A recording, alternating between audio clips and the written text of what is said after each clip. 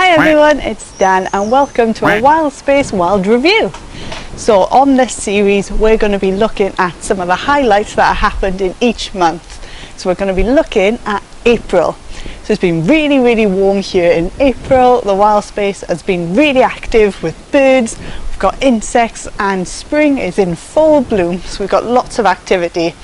So let's start with one of my favourite garden visitors. The house sparrows have been hugely active.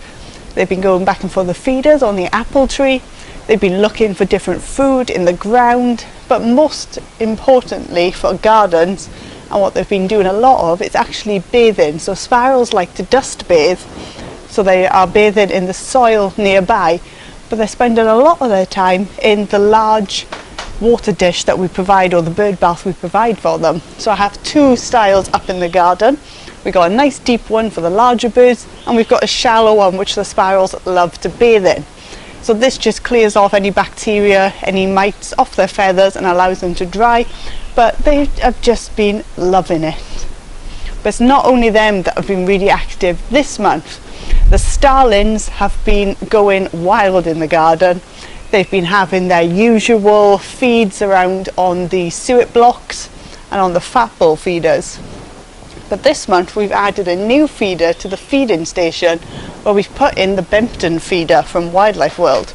So this one is almost supposed to mimic a house style one. It's not supposed to be for large birds, but the starlings have been loving clinging hold of the little perch on the side and grabbing all the larger items that we're putting in. Because it is a flat feeder with a solid bottom, you can put in things like oats from your house. We've put in peanuts, we've had dried fruit that we've not eaten, like raisins, and they've all gone in, and the starlings have just loved it. But obviously with starlings, they never just stay as lovely little creatures. They always cause an argument with one another, so we've been watching lots of this recently, of the starlings just falling out with one another.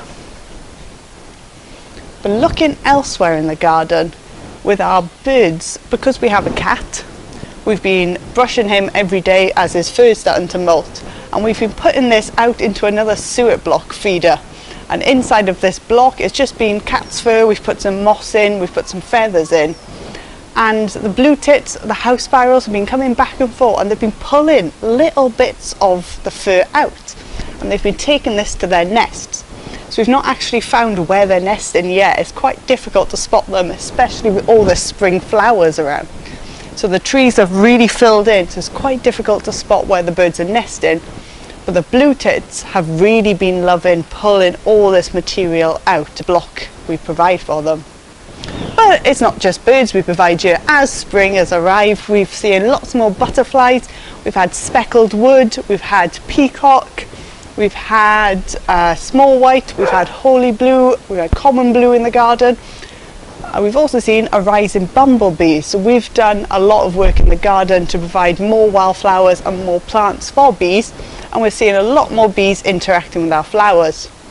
But in mammal news, we've added the small, or the mini mammal box. So the mini mammal box is basically just a little box we provide some food in, and we've been testing out to see what creatures are actually using this box. And we found that we have a little wood mouse. So our wood mouse appears in the night about 1 o'clock in the morning. It jumps through.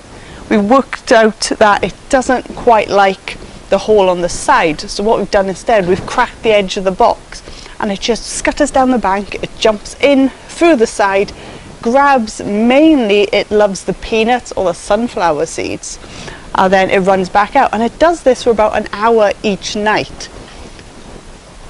But it's not just the mouse we've been enjoying.